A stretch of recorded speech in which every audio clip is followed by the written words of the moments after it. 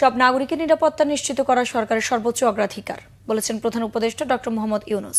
3 দিন ব্যাপী জেলা প্রশাসক সম্মেলন উদ্বোধন করে তিনি একথা বলেন। তেজগাঁওয়ে নিজ কার্যালয়ে আয়োজিত অনুষ্ঠানে প্রধান উপদেষ্টা বলেন, বর্তমান সরকার তাদের প্রথম অধ্যায় শেষ করেছে। জেলা প্রশাসকদের সততা, আন্তরিকতা ও নিষ্ঠার সঙ্গে দায়িত্ব পালনের আহ্বান জানান তিনি। বলেন, সারা দেশে আইনশৃঙ্খলা পরিস্থিতি নিয়ন্ত্রণে রাখতে ডিসিদের আরও সতর্কতার সঙ্গে দায়িত্ব পালন করতে হবে।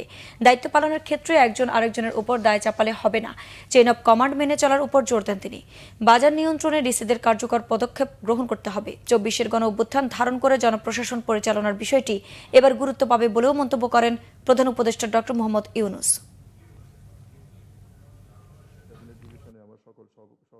শান্তি শৃঙ্খলা বজায় একটা মস্ত বড় ইস্যু হয়ে গেল। এটাতে আমরা কে কি পরিমাণ অগ্রসর হলাম, কি করণীয় আমাদের, এটা একটা 1 নম্বর বিবেচ্য বিষয় আমাদের ল অ্যান্ড অর্ডার। এটা যাতে আমরা বিফল না হই, কারণ এটাতেই আমাদের সমস্ত অর্জন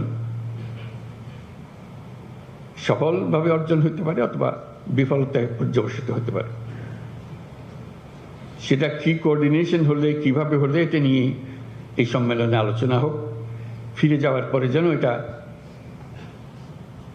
আর বোঝাবুঝির মধ্যে কোনো গলদ না থাকে।